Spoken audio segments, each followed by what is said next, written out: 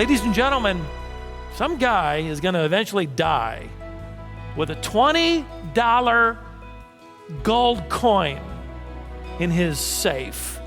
And what good did it do him but to give him somehow the impression that he had spent his money well and now owned something valuable because it was rare. Listen, the most valuable things in your life are indeed rare, but they are not kept in a safe. They are lived out in your life.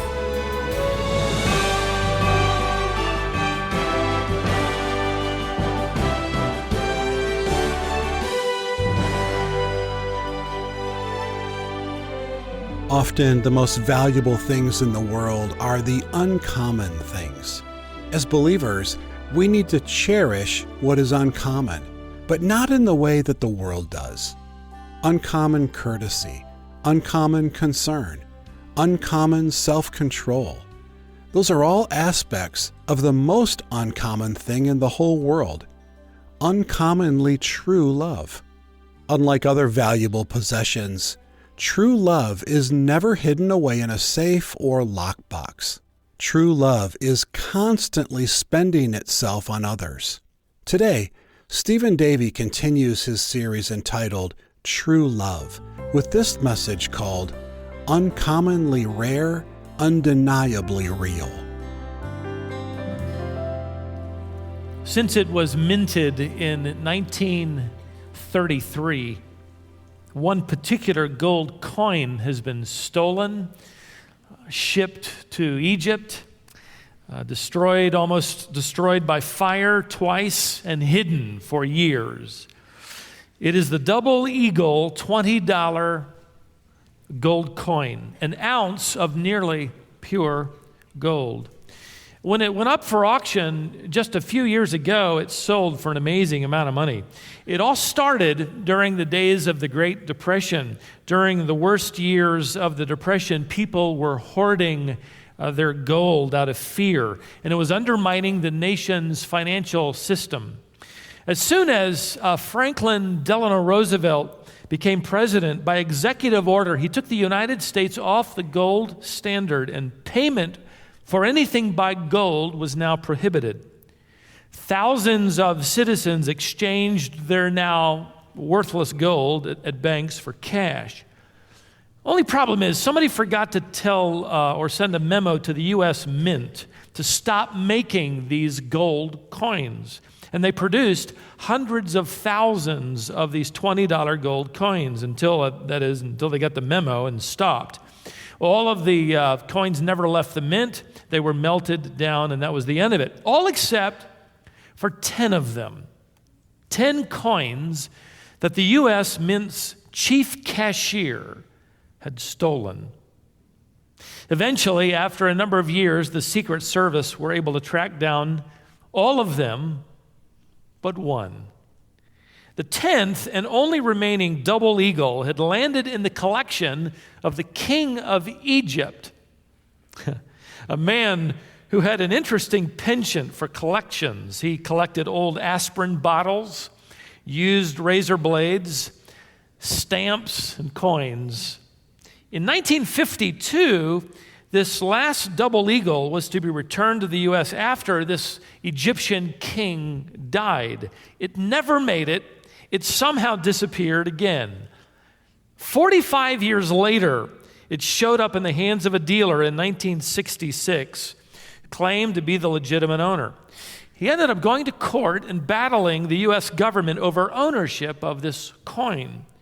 During the court battle, the coin was placed in what seemed to be a secure location, a vault at the World Trade Center. If you can imagine it, just days before 9/11, it was moved to Fort Knox, where the government agreed to release the coin and sell it at auction and split the proceeds with the dealer. When it went up for auction, an anonymous telephone bidder won the bid and purchased the $20 double eagle coin for $7.6 million. Can you imagine? $7 million for a $20 coin you'll never spend. Why the incredible value? And frankly, why all the interest that has spanned now nearly a century? Well, it's because it's one of a kind. There's no other coin in the world like it. Rare things are treated differently than common things, aren't they?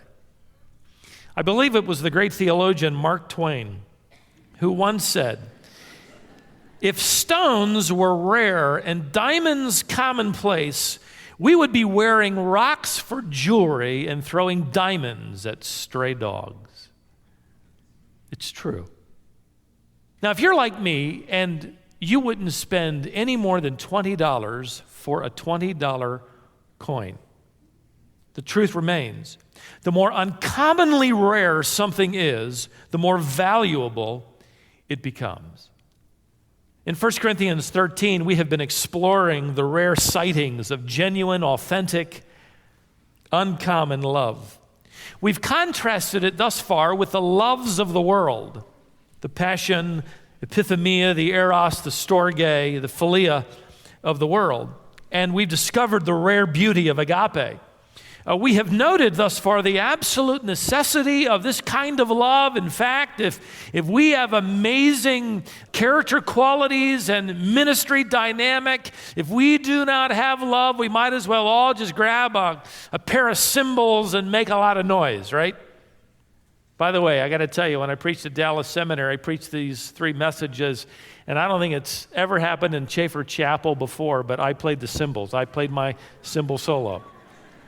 They will forget me, but they will never, ever forget the cymbals. No, actually, we had a great time. Next, we began to explore how love acts. And remember, verses 4 to 7 are not adjectives. They are 15 action verbs. This is not what love is. This is what love does. Now we've arrived at verse 5, where I was immediately struck by the simplicity of love's activity. Let's take a few more words here, action verbs tonight. Paul writes in verse 5, "Love does not act unbecomingly. It does not seek its own. It is not provoked." These phrases are so down to earth. The description of the way love acts is so obvious here, isn't it? In fact, reminds me of one of my friends would say, "This is not rocket surgery." That's deep for a Sunday night. You hang with me. But listen, what is obvious to us is that this is rare. These are the actions. These actions are really like double eagle coins. Not only are they rarely seen in public, they are becoming more and more uncommon in the church today. They're hardly surfacing at all. These are expressions of selfless, willful, committed, true love. And as we work through these 3 verbs, let me just call them 3 uncommon or 3 rare expressions of love. The first is uncommon courtesy.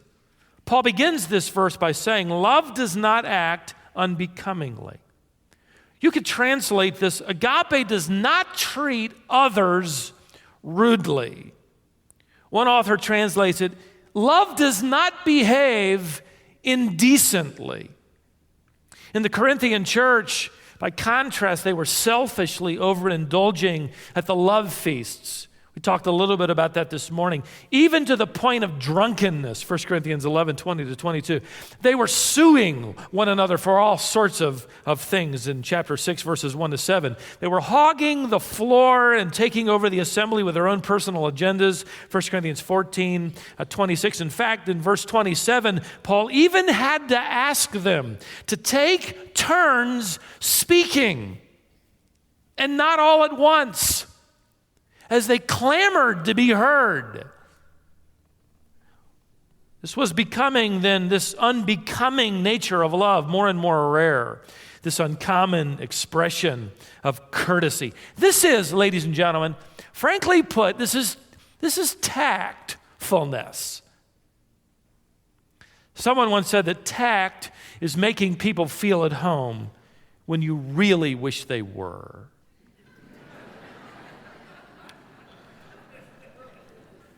One author wrote that this verb for rude or unbecoming conveys the idea of inappropriate dress, immodest dress, inconsiderate talk, disregard for other people's time, taking advantage of people, running roughshod over others' plans and interests, inappropriate behavior with the opposite sex.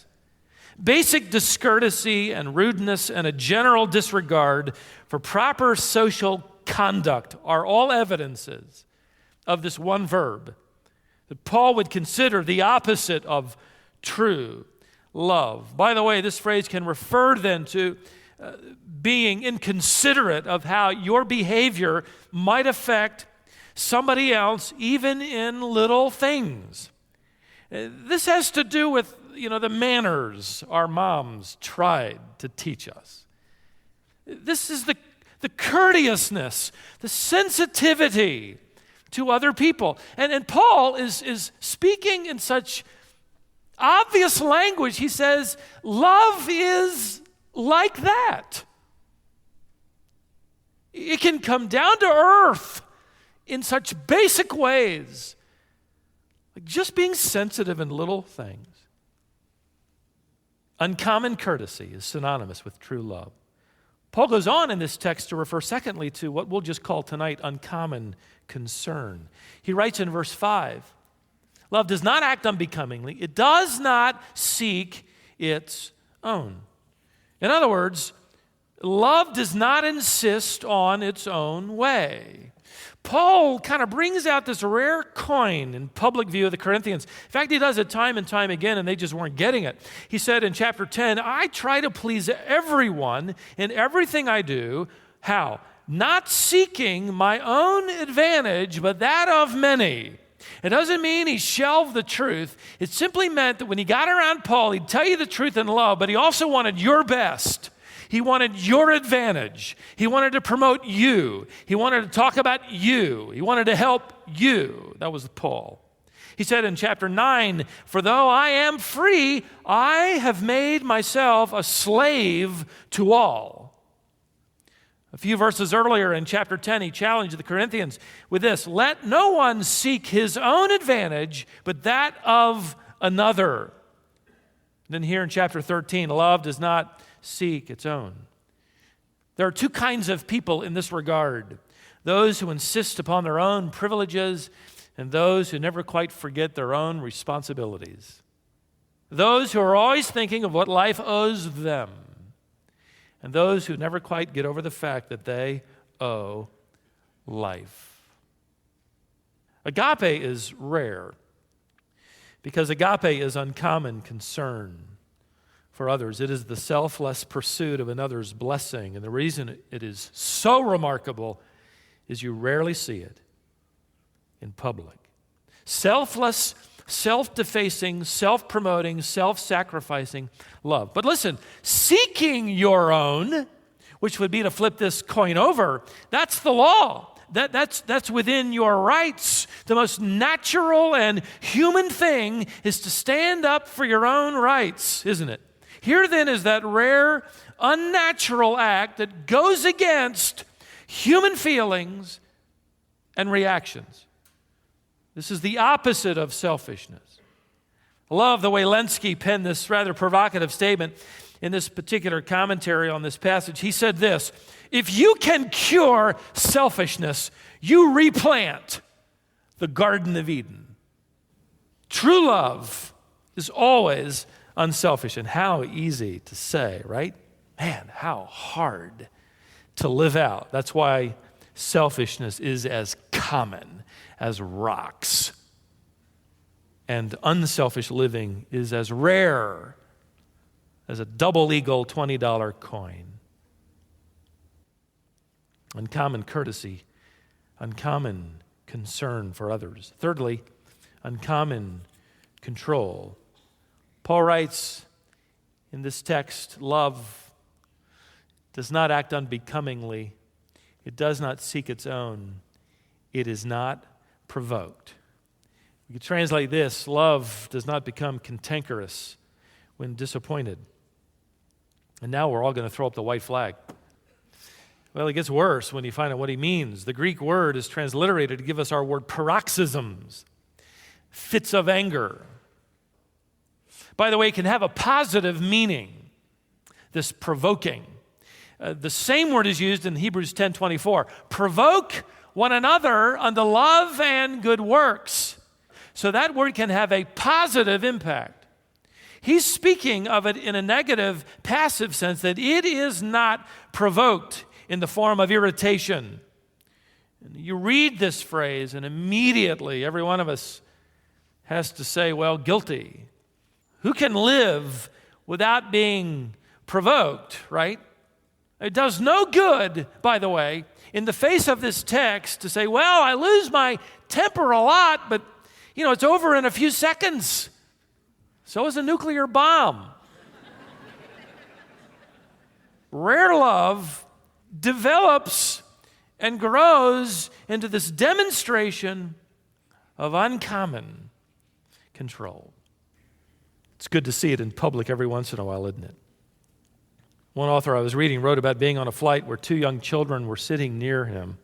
You been on those flights before? They were arguing and fussing and quarreling. And anyway, the flight attendant knew exactly how to handle them. She went over to their seats and she smiled at them and she said, "What's all the squawking going on over here?" The children grew quiet. She leaned over them and said in a serious voice, "I must remind you, this is a non-squawking flight." And it worked. Paul is effectively saying true love views life as a non-squawking flight. And he's telling us to us grown-ups.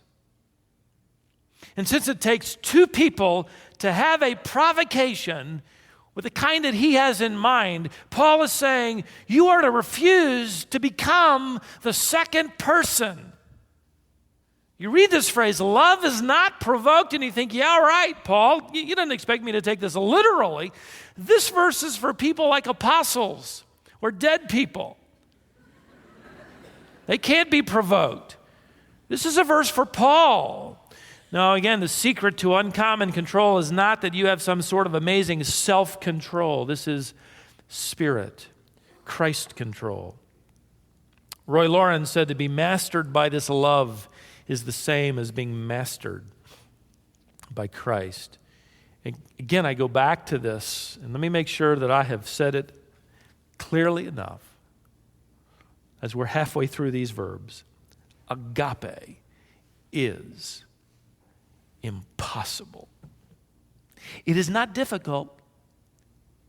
It's impossible. That's why the fruit of the Spirit is first and foremost what? Love.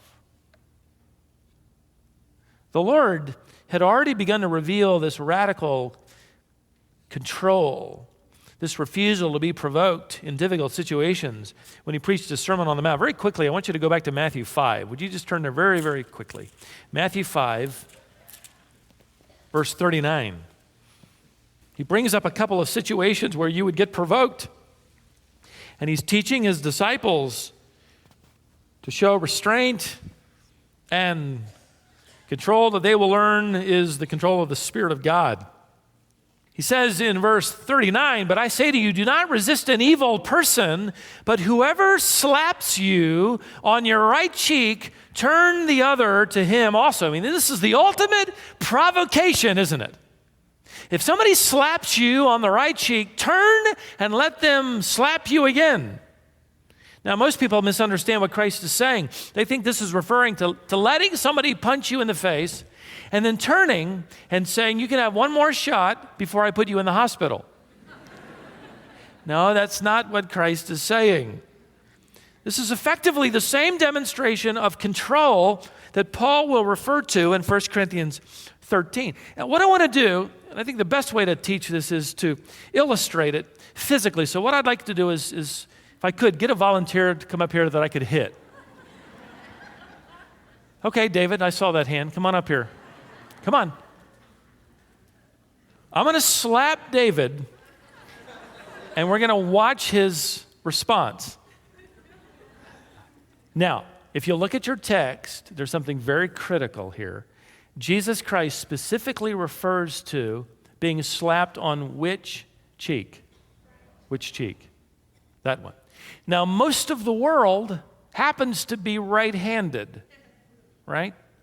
So the only way that I can slap David on this cheek with this hand is to do this, right? Come on, now you're exaggerating.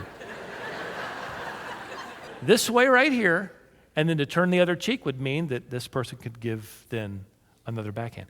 What this is referring to in Christ's day is one of the most insulting things you could ever do to anybody, is take your hand, which represents your authority and dignity, your personhood, and give someone the back of it.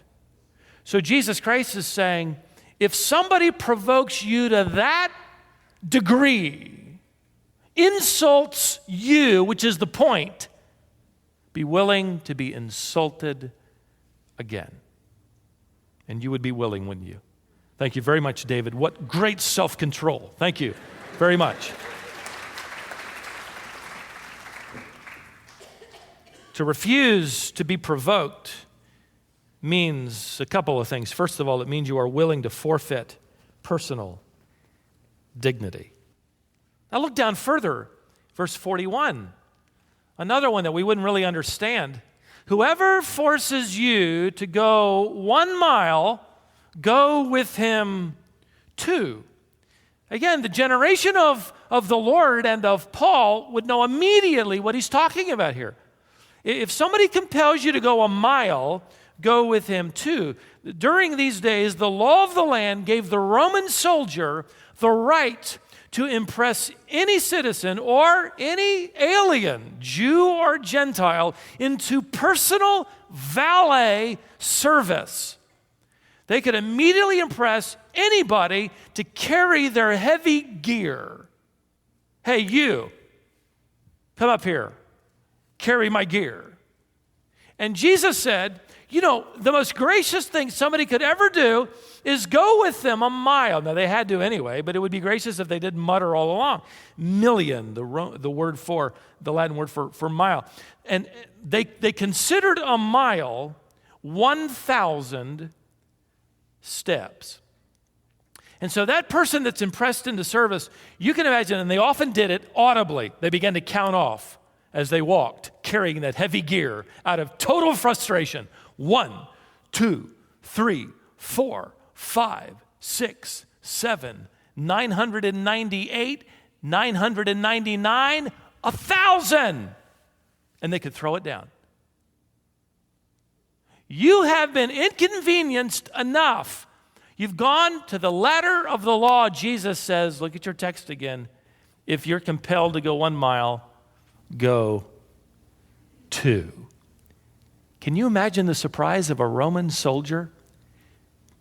And you telling him, look, I know you've impressed upon me to walk 1 mile, and I have to by law, but I want you to know I serve a higher law. It is the law of love, and love for Christ compels me to go another 1,000 steps with your gear. Which meant that he would walk 2 miles out of the way and 2 miles back, 4 miles, never mind your afternoon plans. Love that refuses to be provoked is first willing to forfeit personal dignity, and secondly, willing to forfeit personal inconvenience, which makes this so rare and precious. Instead of provocation, it is procession for 1,000 more steps. You went 1 mile, you'll go 2 miles. This is where we get the phrase we still use to this day, going the extra mile. It came right out of there. This is indeed uncommon It is rare love, but it is undeniably real. See, he puts it down where we live and where we struggle. And so when we respond with the love of Christ, it is immediately obvious that we are controlled by the Spirit. Ladies and gentlemen, some guy is going to eventually die with a $20 gold coin in his safe. And what good did it do him but to give him somehow the impression that he had spent his money well and now owned something valuable because it was rare? Listen, the most valuable things in your life are indeed rare, but they are not kept in a safe. They are lived out in your life. Especially this rare thing called true love that demonstrates these uncommon expressions, uncommon courtesy, uncommon concern, uncommon control. Would any of us not agree with Paul that this is true love?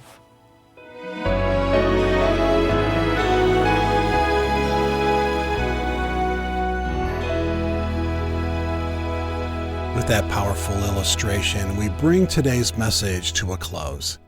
I hope that image sticks with you and that you'll value what is truly precious in this life. This is Wisdom for the Heart with your Bible teacher, Stephen Davey.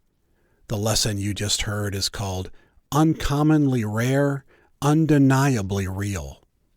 It comes from Stephen's series in 1 Corinthians 13 called True Love. I want to make you aware that during this series, the CD set is available at a deeply discounted rate. This is an 8-part teaching series. We've taken all 8 messages and put them together as a set of compact discs. Give us a call today at 866-48-BIBLE. That's 866-48-BIBLE or 866-482-4253. When you call, the series you're looking for is called True Love. You'll also find this resource available online, and you can read Stephen's manuscript for each message. Or you can visit the store and get the CD set. That's wisdomonline.org. Join us next time for more Wisdom for the Heart.